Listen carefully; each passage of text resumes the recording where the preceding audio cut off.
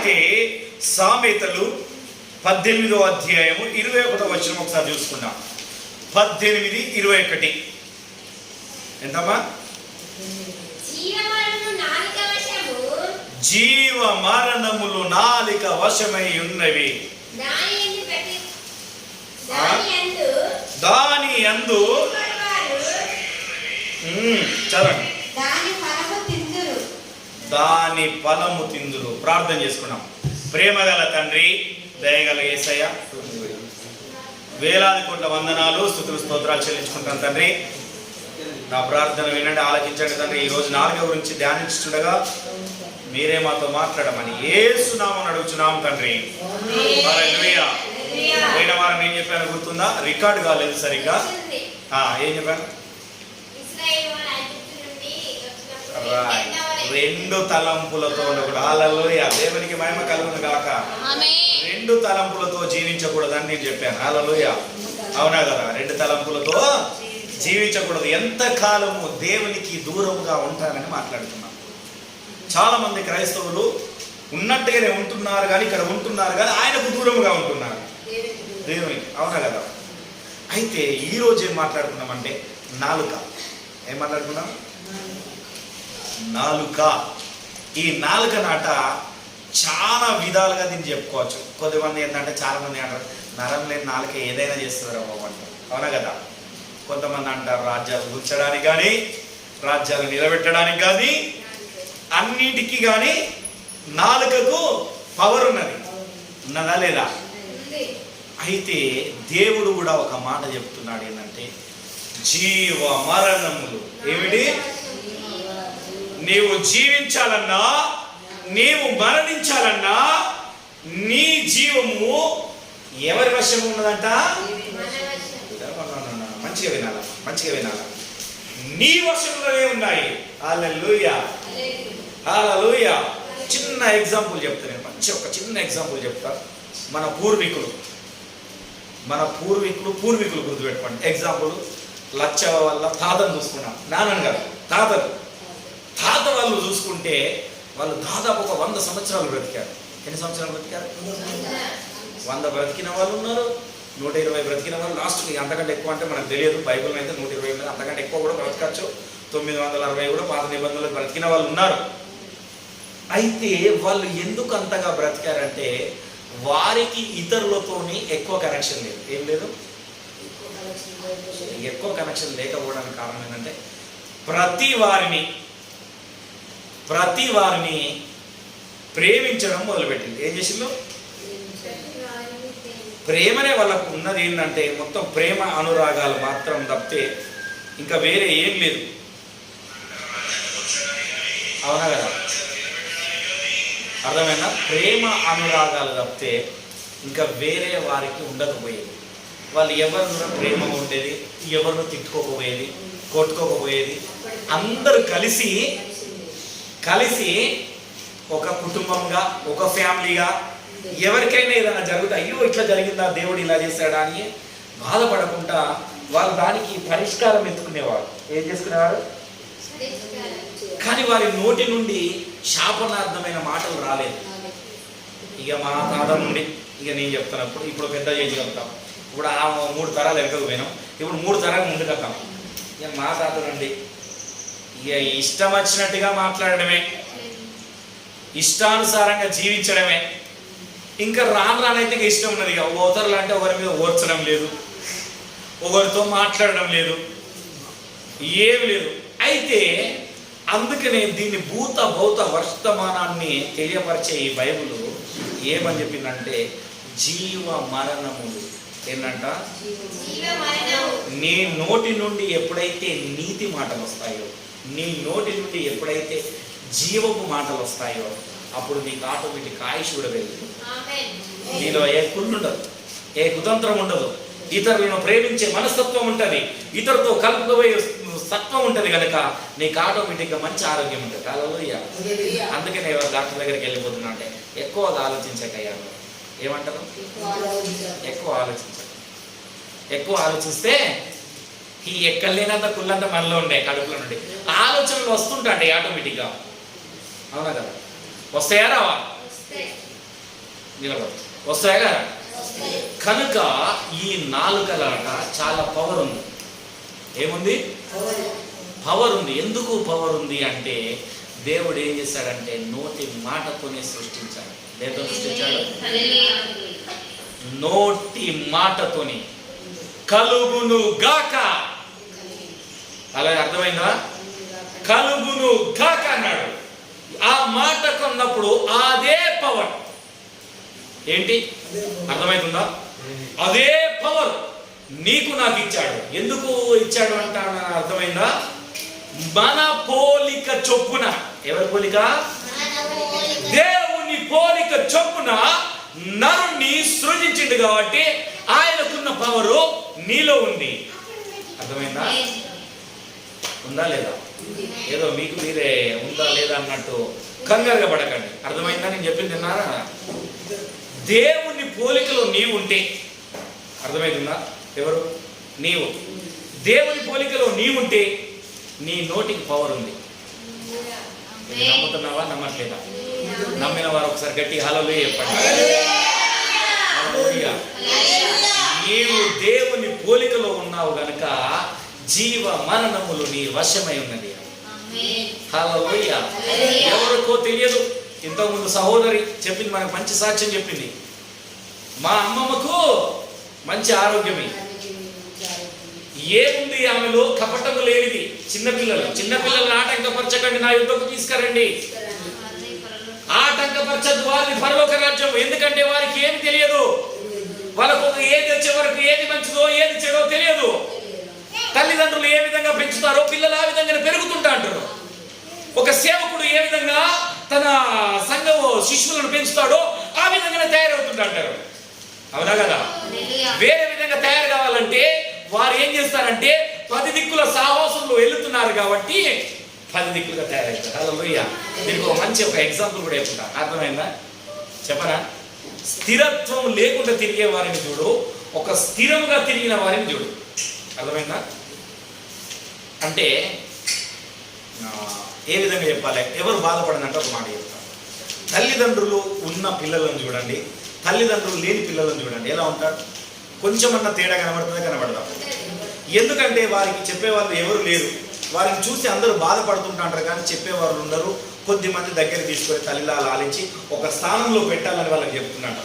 అదే తల్లిదండ్రుల నుండి ఒక పిల్లలను పెంచే పద్ధతిలో చూడండి, వాళ్ళకి వీళ్ళకి తేడా ఉంటుందా? ఉండదా? అయితే చాలామంది క్రైస్తవులు ఏంటంటే వారున్న సహవాసంలోకి వెళ్లకుండా ఇతరుల సహవాసాలకు అటు ఇటు తిరుగుకుంటూ వచ్చి వారికి ఉన్న పవర్ ఏంటిదో వాళ్ళు తెలుసుకోలేకపోతున్నారు. ఏం చేస్తున్నారు? వారి పవర్ గురించి వారు తెలుసుకోలేకపోతున్నారు. ఒక మంచి ఎగ్జాంపుల్ చెప్తాను. ఎగ్జాంపుల్ చెప్పి ముందుకు వెళ్ళిపోతాను. అయితే నేను ఒక కాడ ప్రార్థనకి వెళ్ళాను. ఒక అమ్మ బాగా ప్రార్థన చేస్తుంది, ఏడ్చుకుంటూ ప్రార్థన చేస్తుంది. ఏమని చేస్తుంది? ఆ అమ్మ ఏమని చేస్తుందంటే నా భర్త మారాలని చేస్తుంది. ఏమని చేస్తుంది? వింటున్నారా? అక్కొక్కతే వింటుందేమో అనుకుంటున్నా, మీరు వింటలేరు అనుకుంటున్నారు. మీరు మాట్లాడట్లేదు. మనము నేర్చుకోవడానికి వచ్చాము. గుర్తుపెట్టుకోండి, నేనేదో ప్రసంగిస్తే మీరు విని వెళ్ళడానికి రాలేదు. మనం నేర్చుకోవడానికి వచ్చాము. ఏంటి? నిత్యము చదువుకోవడం అనమాట. ఇది ఏంటంట? నిత్యం నేర్చుకునేది పుస్తకం. ఇది ఏమంటది? ఈ బైబుల్ మనము చనిపోయే వరకు నేర్చుకునేది. అర్థమైందా? మొత్తం నేను చూడకుండా చెప్పగలుగుతాను కానీ నేను ఇంకా నేర్చుకుంటా. నాకేం తెలియదు, నాకు ఆది కాండమే తెలియదు కానీ నేను చెప్పగలుగుతున్నా. అంటే ఇంకా నేర్చుకోవాలన్న తపన నాలో ఉంది. అర్థమైందా? నేను మూడు సార్లు ట్రైనింగ్ అయిపోయింది నాకు. ఒక్కసారి కూడా కాదు. ఎన్నిసార్లు? ఇంకో 4వసారి ఇంకెక్కడన్నా ట్రైనింగ్ దొరుకుతుందని చూస్తున్నా. ఎందుకు?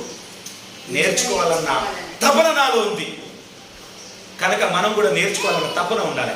అయితే ఆమె ప్రార్థన చేస్తుంది. ఒక పావు గంట ప్రార్థన చేసింది. ఎంతసేపు చేసింది? నేను కరెక్ట్గా టైం చూసుకున్నా. పావు గంట అయిపోయింది. ఆ 20 నిమిషాలు దగ్గరకు వస్తుంది. ఆమె ప్రార్థన అయిపోయింది. ఆమెనంత అయిపోయినాక మొత్తం అంతా అయిపోయింది. ప్రార్థన అయిపోయిన తర్వాత బయటికి వెళ్తున్నా అంటే అయ్యగారు ప్రార్థన చేయించుకోండి అని చెప్పింది. ఏమని చెప్పిండు? నన్ను ప్రార్థన చేస్తాడు, అయ్యగారు ప్రార్థన చేసుకున్నా అంటే ప్రార్థన చేసుకుంటే ఆమె ఎప్పటిదాకా బాగా బాధపడుకుంటూ ఏడ్చింది కదా. అసలే నాకు ఉండబట్టదు కాదు.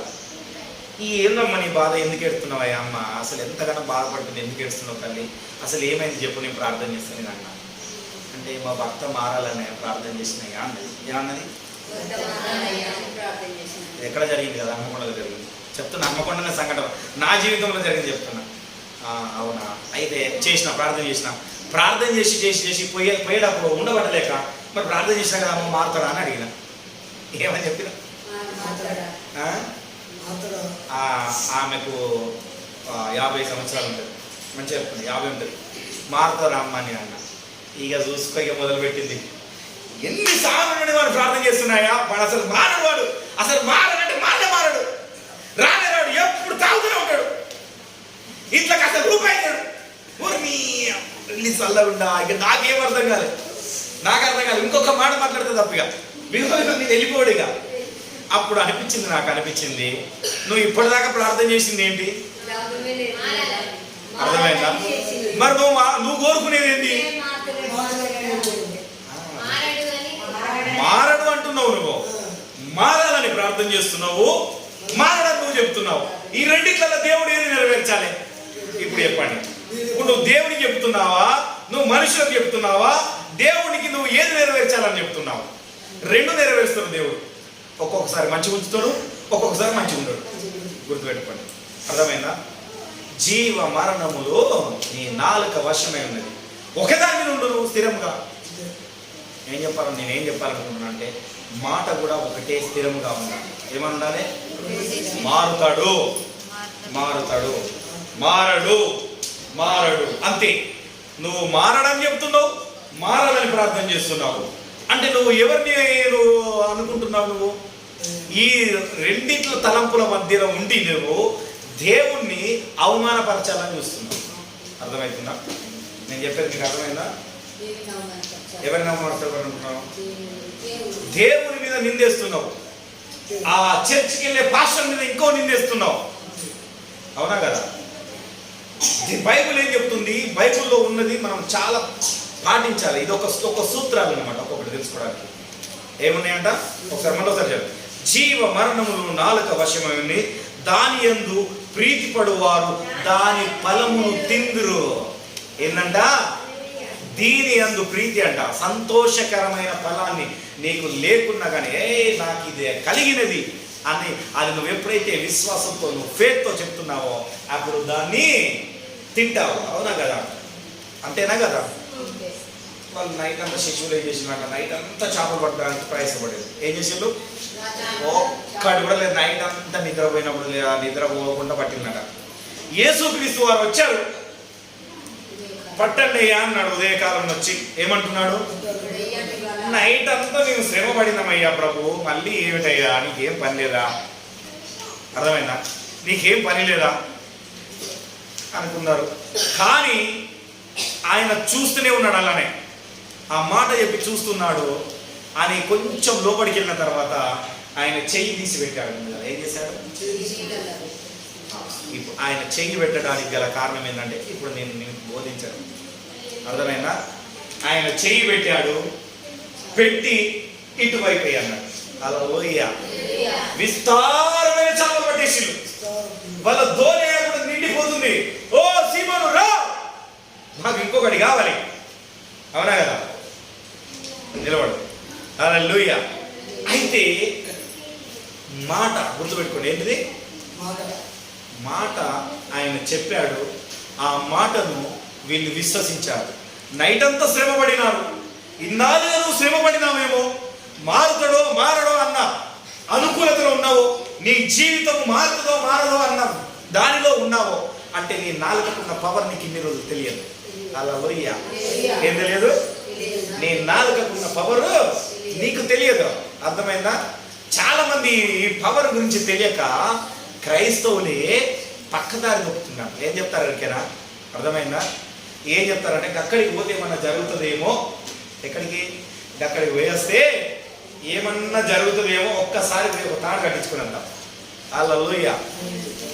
ఈ ఆలోచన చాలా మందికి వస్తుంది. ఎందుకు వస్తుంటా అంటే పోనీ ఇంకో మంచి మరీ క్రైస్తవులు అనుకో, మరి అనుకో వాళ్ళకి అనుకో ఇంకా అయ్యగారి దగ్గరికి పోయి ప్రార్థన చేయించుకున్నాం. ఎవరి దగ్గరికి పోయి? ఇంకో అయ్యగారి దగ్గరికి పోయి ప్రార్థన చేయించుకున్నాం.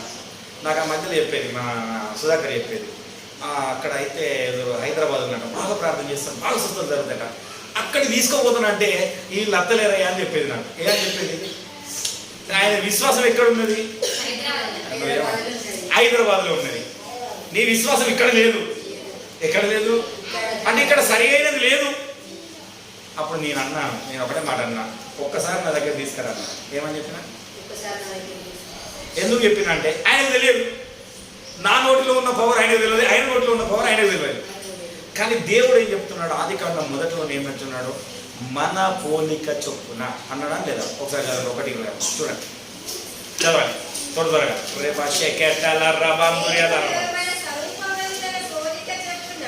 ఏంటట? దేవుడి స్వరూపమందు ఎవరి పోలిక చొప్పున? మన అన్నాడా? నీ పోలిక అన్నాడా? దేవుని పోలిక చొప్పున నరుని. హల్లెలూయా. అనుకోవాలి, నేను దేవుని పోలిక అనుకోండి.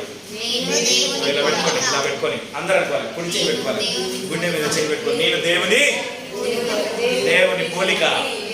నేను దేవుడు ఒకటే. నేను దేవుడు ఒకటే. ఏంటి సందేశిస్తున్నారా మీరు? సందేశిస్తున్నారా ఈరోజు? సందేహం ఉన్నదానికి అన్నా ఉన్నదా అమ్మగారు? మీకేమైనా ఉన్నదా? అర్థమైందా? ఆయనకే పవర్ ఉన్నది తెలుసా? భూమి కలుగును గాక అన్నాడు. నీవు కూడా ఈ భూమిని తలకిందులుగా చేయుదువు గాక. అనేక అద్భుతాలు నువ్వు చేయుదువు గాక. హల్లెలూయా. ఆశపడుతున్నారా లేదా? అయితే ఏమంటే ఒకసారి మనం మత్తయి సువార్త 15వ అధ్యాయం తీసుకున్నాం. హల్లెలూయా. అందరం తీయండి. అయితే ఈ నాలుక అన్నది చాలా విలువైనది కనుక మనం నాలుకను మనం ఏం చేసుకోవాలి? అదుపులో ఉంచుకోవాలి. అయితే అదుపులో ఉంచుకోకుండా ఆనాడు కూడా ప్రజలు తప్పు చేశారట. 15వ అధ్యాయం 9 నుండి చదువుకున్నాం. ఈ ప్రజలు తమ పెదవులతో నన్ను గనపరుస్తున్నారు గాని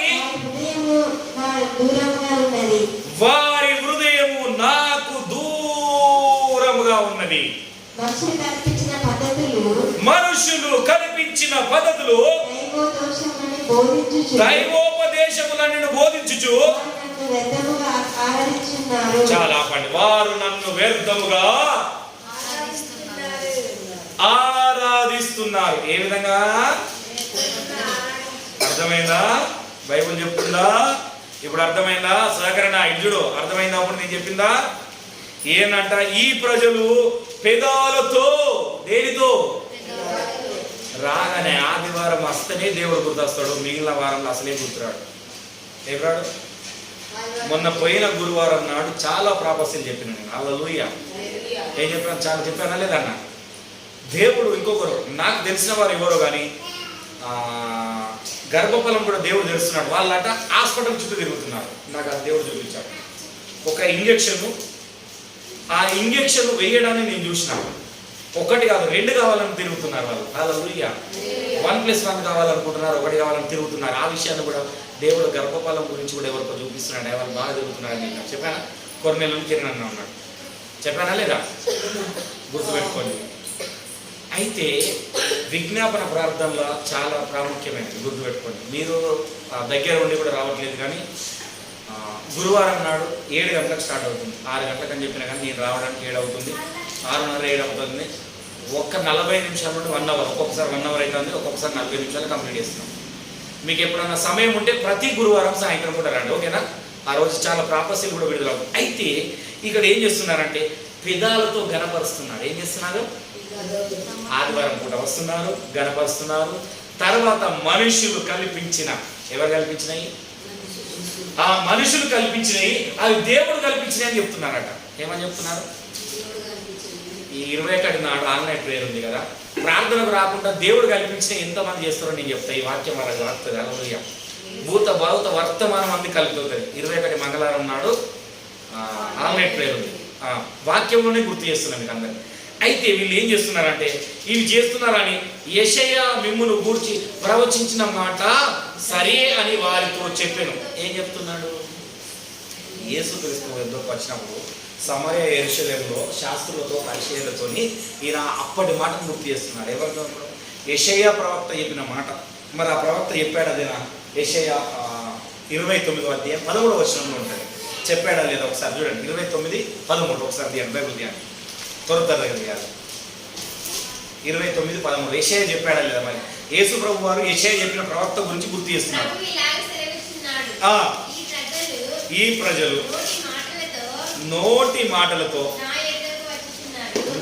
నా యొద్దకు వచ్చుచున్నారు, పెదవులతో నన్ను గనపరుస్తున్నారు కానీ తమ హృదయంలో నాకు దూరంగా చేసుకొని ఉన్నారు. వారు నా ఎడల చూపు భయభక్తులు. హల్లెలూయా. ఆయన దగ్గరికి అప్పుడే వస్తున్నారట. పాత నిబంధనని ఏమని చెప్తున్నారు? యేసుక్రీస్తు వారు భూమి మీదకి రాకముందుకే యెషయా ప్రవక్త ఏమని చెప్తున్నారంటే, నోటి మాట యుద్ధ పెదవులతో నన్ను గణపరుస్తున్నారు కానీ వారు ఏం చేస్తున్నారంట? వారి హృదయము నాకు దూరముగా ఉన్నది. ఉన్నదా లేదా? ఉన్నదా లేదా? చాలా మంది ఒప్పుకోవాలి. నేనైతే ఒప్పుకుంటున్నాను. హల్లెలూయా. నేను పెదవులతో గణపరుస్తున్నాను కానీ నా హృదయం దేవునికి దూరంగా ఉన్నదేమో. హల్లెలూయా.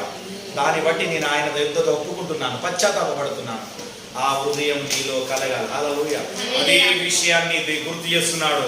భయభక్తులు ఉన్నట్టుగా మానవులు విధించిన కట్టడ ఏమిటి? ప్రతి ఆదివారం మాత్రమే చర్చికి వెళ్ళాలి, ఆదివారం మాత్రమే దేవుణ్ణి గణపరచాలి అన్న ఈ కట్టడ ఏదైతే పెట్టుకున్నారో సబాతు దినాన్ని, దాన్ని మాత్రమే తప్పక పాటిస్తున్నారు. ఏం చేస్తున్నారు? బైబిల్ చెప్తున్నా, నేను చెప్తున్నాను. మరి మీరు సందేహించినట్లా మీరు ఒక్కొక్క అక్కడ ఉంది కదా లాస్ట్లో, వారు నా ఎడల చూపు భయభక్తులు. మళ్ళీ ఏంటంట? భయం ఉంది, భక్తి ఉంది. మానవులు విధులను బట్టి వారు నేర్చుకున్నారు. ఎవరు నేర్చుకున్నారు? ఇంతకు ముందు చెప్పిన పాస్టర్ గారిని బట్టి ఆ విధులు నేర్చుకున్నారు. ఓపెన్ చెప్పాలంటే అర్థమైనా? ఇంతకు ముందు వచ్చిన నాయకుడిని బట్టి ఆ విధులు నేర్చుకున్నారు. కానీ ఈ విధులు మాత్రం వద్దు. అర్థమైందా? ఇగో ఏ విధులు వద్దు? బైబిల్లో ఉన్న విధులు మాత్రం వద్దు, కానీ నోటి మాట నుండి పాస్టర్ నుండి వచ్చిన విధులు మాత్రం కావాలి. నేనేం చెప్తున్నానంటే, నా నుండి వచ్చేది కాదయ్యా, ఈ గ్రంథం నుండి వచ్చిన విధులు కావాలని నేను చెప్తున్నాను. రెండింటికి తేడా ఉందా లేదా? ఉందా లేదా? నా నోటి నుండి వద్దు, ఆ విధులు వద్దు నాకు. దీనిలో ఏం చెప్తున్నాయి విధులు? ఈ విధులు కావాలి. ఈ విధులు ఏం చెప్తున్నాయంటే, నువ్వు పెదాలతో మాత్రం మానవులు చెప్పినవి చేస్తే మాత్రం నువ్వు పెదాలతో మాత్రమే ఆయనను ఆరాధిస్తున్నావు. ఎవరితో ఆరాధిస్తున్నావు? పెదవులతో మాత్రమే ఆరాధిస్తున్నావు, కానీ నీ హృదయం మాత్రము ఇట్లా ఉన్నది. ఈరోజు మంచి వంట మీద ఉన్నది, లేకపోతే మంచి దుకాణం మీద ఉన్నది. హల్లెలూయా. లేకపోతే మన కూరగాయల మీద తీసుకున్నాం, ఆయన పశువుల మీద ఉన్నది. పశువులు ఏం తింటేదో లేట్ అయితే మేత ఉన్నదేమో. అర్థమైందా? ఆ మీద ఉన్నది. పెదాలతో మాత్రమైతే మానవులు కట్టడ ఉన్నది కదా. ఆదివారం చర్చికి పోవాలి, ఆయనను ఆరాధించాలి, చక్కగా ఉండాలి అన్న మానవుని కట్టడతో వచ్చి కూర్చున్నాడు తప్పితే ఆయన హృదయం మాత్రం అక్కడ ఉన్నది. అర్థమైందా? అక్కడ జరుగుతున్న ఫంక్షన్ మీద ఉన్నది. ఎందుకంటే ఫంక్షన్ మీదకి వెళ్తే మంచి నాన్ వెజ్ దొరుకుతుంది, మంచి భోజనం దొరుకుతుంది. హల్లెలూయా. హల్లెలూయా. దేవుని యొద్దకు రావడానికి, దేవుని యొద్దకు ఉండడానికి నీలో ఏది ఉన్నది, కానీ ఏదైనా చేయడానికి మాత్రం వేరే దానికైతే కింద మీద పడేలా అక్కడికి వెళ్తుంది. హల్లెలూయా.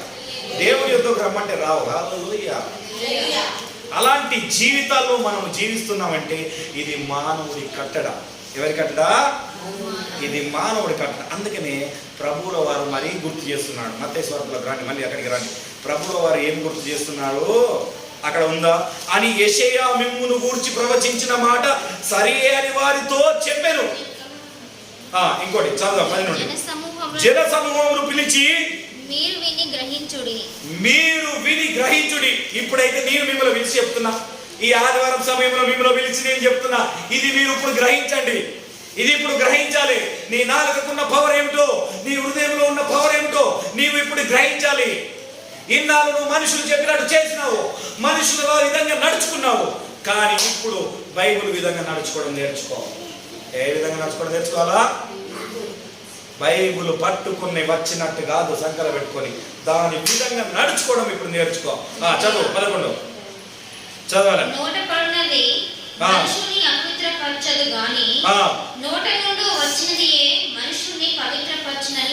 అపవిత్రపరచునని వారితో చెప్పాను. అది అర్థమైందా?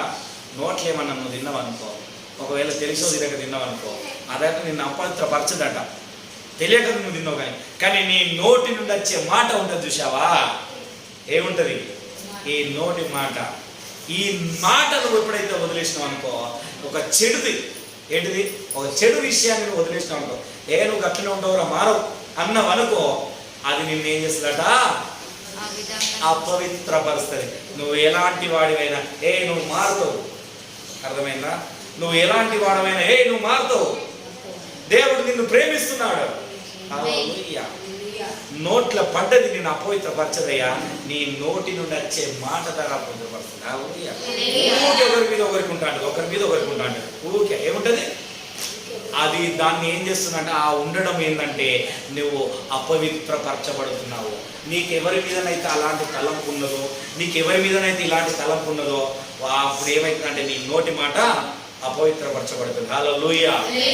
నిలబడు, కొంచెం నిలబడి, ఏం కాదు, నిలబడి విను. నేను ఎంతసేపు నిలబడి చెప్తున్నా, నిలబడి వింటే చాలా మంచిది. నిలబడి, ఏం కాదు.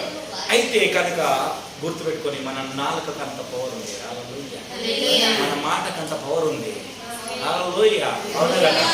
అవునా కదా? బైబిల్ కూడా చెప్తుంది, హృదయము నిండుకున్నదాట పెదాలతో బయటకు వస్తుంది. ఎక్కడ వస్తుంది? హల్లెలూయా. హల్లెలూయా. వాడి గల మంగళ కత్తి అని ఒకటి అంటారు బైబిల్. అర్థమైందా? ఈ మాట ఎందుకున్నారంటే కీర్తనలు 52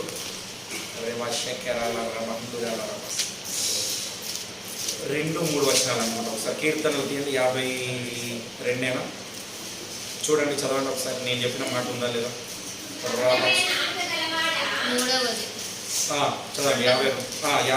చదవక 2 నుండి 50. మోసము చేయువాడా వాడి గల మంగళ కత్తి వలె నీ నాలుక. హల్లెలూయా. ఎలా ఉందట, ఎలా ఉద్దేశిస్తున్నాడట? నాశనము చేయ ఉద్దేశించుచున్నది. మంగళ కత్తి చాలా షార్ప్ ఉంటుంది, తెలుసా? ఉంటుందా ఉండదా? సన్నటి ఎంటికలను కూడా కట్ చేస్తుంది. మనం కట్ చేస్తాం. ఇది చూడండి, నామకం చూడండి, ఇట్లా టక్ టక్ టక్ టక్ కట్ చేసుకుంటూ పోతాం. అవునా కదా? ఎంత షార్ప్ ఉంటుంది తెలుసా? అది పొరపాటు ఇట్లా మనం దాకిందో టక్కున తెగుతుంది, తెలుసా? చూసారు ఎప్పుడన్నా ఎంత షార్ప్ ఉంటుందో? మన నాలుక మాట కూడా అంత షార్ప్ అంట. ఎంత బైబుల్ చెప్తుంది, నేను చెప్పట్లేదు. ఏంటంట? ఎవరు చెప్తున్నారు? మాట్లాడట్లేదు మీరు. 3వ వచనం చూడు. మేలు కంటే కీడు చేయుటయు నీతి పలుకుట కంటే అబద్ధం చెప్పుటయు నీకు ఇష్టమై ఉన్నది. హల్లెలూయా. దేవుని వాక్యాన్ని విని కూడా దేవుని వాక్యంగా జీవించాలనుకుని కోరుకోకుండా నీవు నీతి పలకకుండా అపనీతి పలకడమే నీకు ఇష్టమై ఉన్నది. అర్థమైందా? ఇప్పుడు చెప్పాను కదా, ఎగ్జాంపుల్ నేను చెప్పాను కదా, నువ్వు ఇంతసేపు ప్రార్థన చేస్తూనే ఉన్నారు కానీ తర్వాత నువ్వు మారడం నువ్వు చెప్తున్నావే. కానీ అంటే నీతి మాటలు పలకడం కంటే అపనీతి మాటలు పలకడమే నీకు ఎక్కువగా ఇష్టమై ఉన్నదట. ఏమైనది? నువ్వు ఎందుకు దాన్ని అంతగా ఇష్టపడుతున్నావు, అంతగా నువ్వు ఎందుకు ఇష్టపడుతున్నావు అన్నదే ఈరోజు నేను వేసేకొచ్చింది. హల్లెలూయా. నీ నాలుకకున్న పవర్ నువ్వే తెలుసుకుంటే, నువ్వే జీవ మరణంలో నీ నాలుక వశమై ఉన్నదని నీకు తెలిసే, నువ్వు ఆయన పోలికలో ఉన్నావని నువ్వు తెలుసు, యేసుక్రీస్తు సొంత రక్షకుడుగా అంగీకరించి ఆయన స్వరూపమందు ఆయన పోలికలో నువ్వు మారావని తెలిసి నీ నాలుకకున్న పవర్ను నువ్వు ఉపయోగించుకోకుండా నీకు నువ్వే నాశనాన్ని తెచ్చుకుంటున్నావు. ఏం తెచ్చుకుంటున్నావు? నీకు నువ్వే నాశనకరమైనది నువ్వు తెచ్చుకోవడానికి గల కారణం ఏంటంటే ఇదే. ఇప్పుడు నీ నాలుకకున్న పవర్ తెలియక నేను నాశనం అవుతున్నావు. నువ్వు ఇప్పటిదాకా నీ నాలుకకున్న పవర్ తెలియకనే నువ్వు ఇంకా దీవించవలేదు. నువ్వు ఎందుకంటే నువ్వు మేలు కంటే కీడునే ఎక్కువగా కోరుకుంటున్నావు. ఇక జరుగుతుందా? ఇక జరుగుతుందా? అంతేనా కదా? ఇక జరుగుతుందా? అవునా కదా? అయితే కొంతమంది ఏం చేస్తారంటే ఒకడు కత్తిని పదును పెట్టినట్టు, ఇదే కీర్తనలో ఉంటుంది 64 వచనం ఉంటుంది. ఒకడు కత్తిని పదును పెట్టినట్టు వారు తమ నాలుకలను పదును పెట్టుదురు. ఏం చెప్తారు?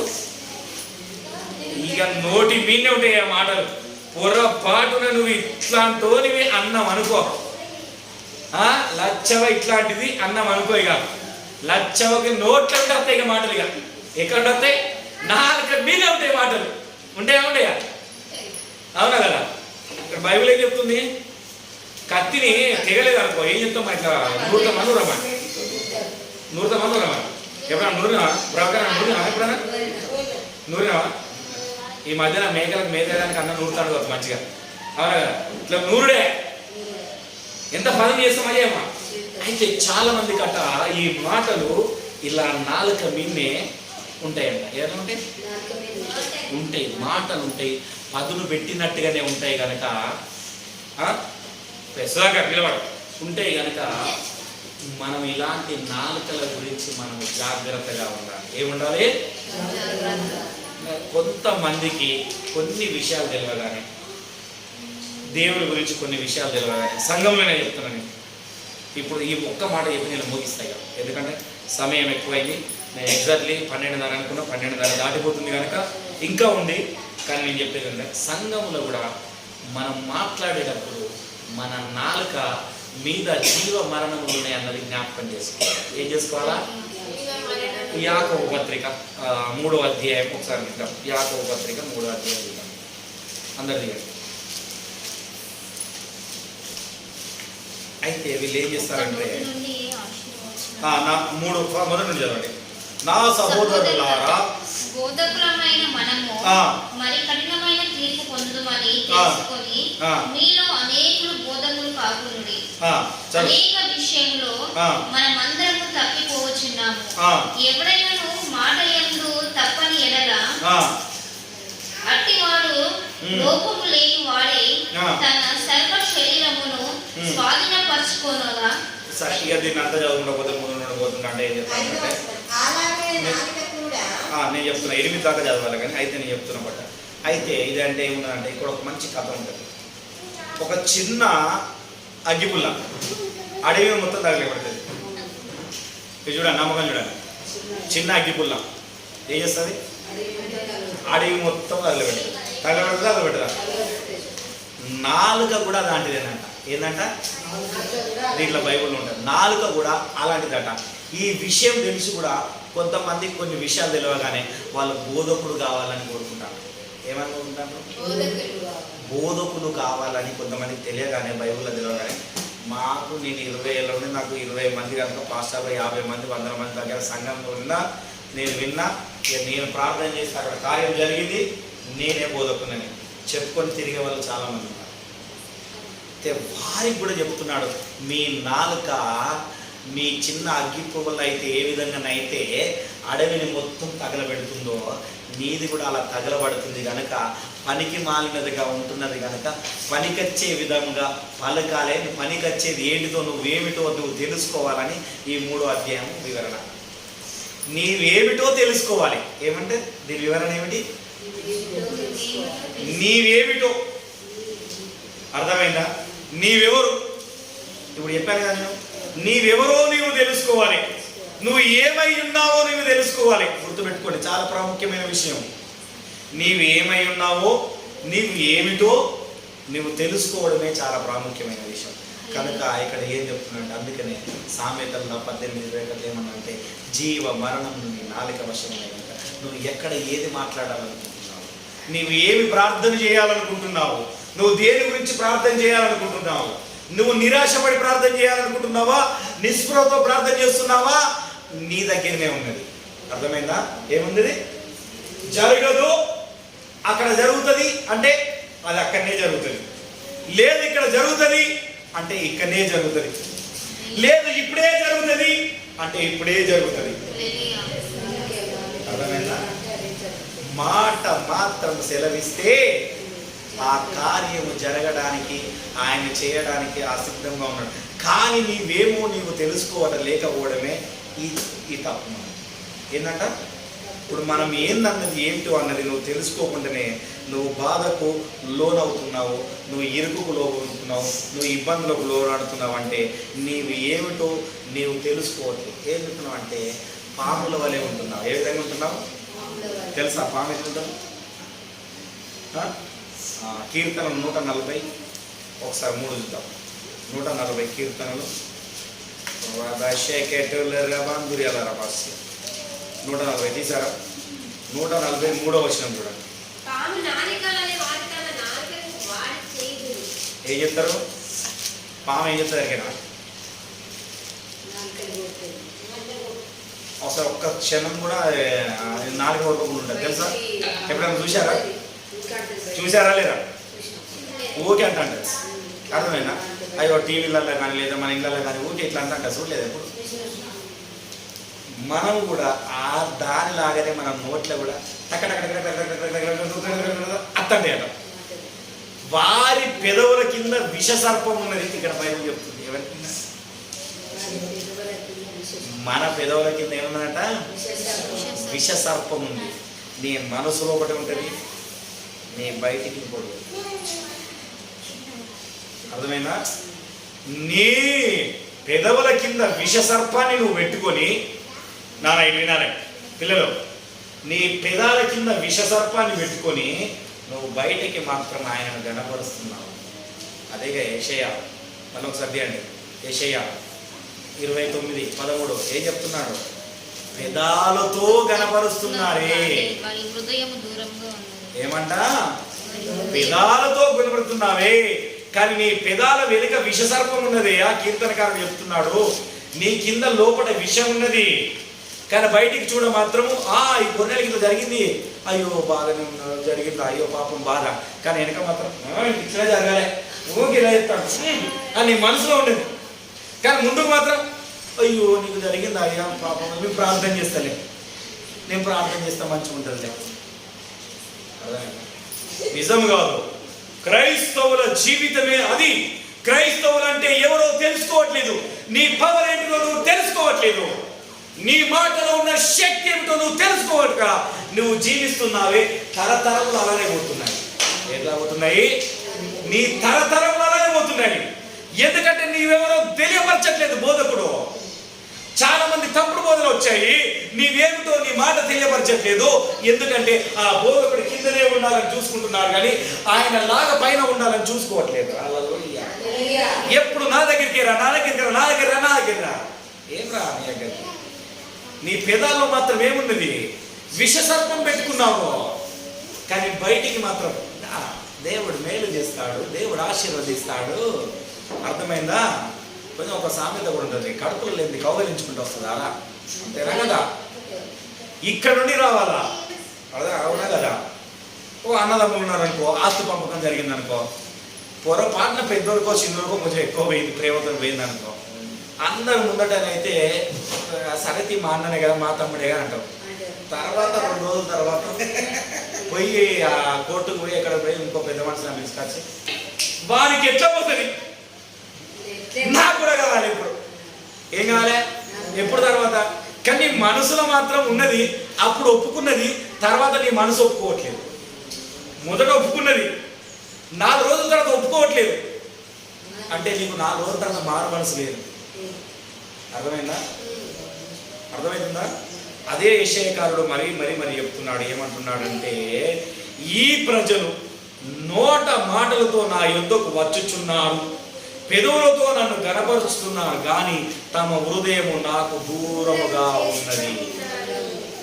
ఏమన్నది? కనుక నీ నాలుక నుండి నువ్వు పలికే పదాలు, నీ నాలుక నుండి వచ్చే నీ మాటలు ఏమంట? ఇవే నేను చెప్పిన జీవ మరణములు నీ వశమై ఉన్నది. కనుక నీవు ఏం పలకాలి? ఇప్పుడు మంచే పలికిన వరకు మంచే జరుగుతుంది, నువ్వు కీడే పలికిన వరకు ఆ కీడే జరుగుతుంది. నువ్వు మేలైనది ఏదైతే శ్రేష్టమైనది చూసి ఏది కోరి అది నీ సహోదరుల పట్ల కానీ నీ పట్ల కానీ నువ్వు పలుకుతావో అదే నీలో జరుగుతుంది. కనుక మన నాలుకను అదుపులో పెట్టుకోవడం చాలా ప్రాముఖ్యమైనది.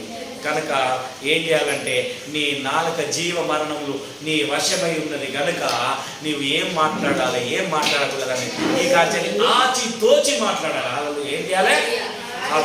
ఈ కాంచెని చూసి ఆలోచించి ఏం మాట్లాడాలి అనుకుంటున్నావు అన్నది మాట్లాడాలి. కనుక నేను ఇప్పుడు మనం మాట్లాడేది కూడా ఏంటంటే, నీ నోటి నుండి మేలైనదే రావాలి. ఏం రావాలా? మేలే రావాలి. కానీ అపశుద్ధి ఏమి జరుగుతుందో, ఇక ఏమైతుందో అన్న ఆలోచన నీలో అస్సలే రాకూడదు. స్పష్టంగా చెప్తుంది బైబిల్. ఏమన్నది కూడా మారకూడదు.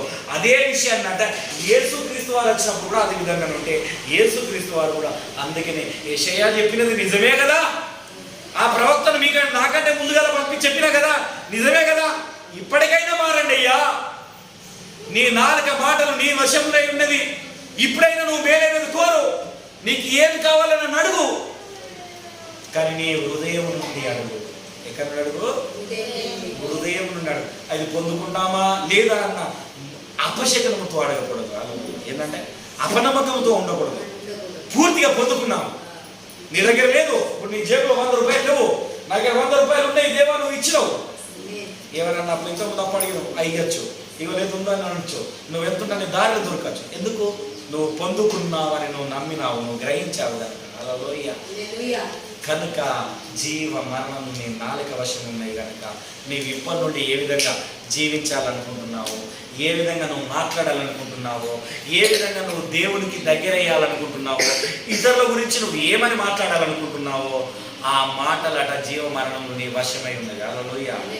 కనుక నీ నాలుక నాకు అదుపులో పెట్టుకోవాల్సిందిగా ప్రభు పేరు కోరుతున్నాను. అందరం మోకరించినట్టయితే మనం ప్రార్థించుకున్నాం. అందరం మోకరించినట్లయితే మోకరించగలిగే వారు మోకరించండి.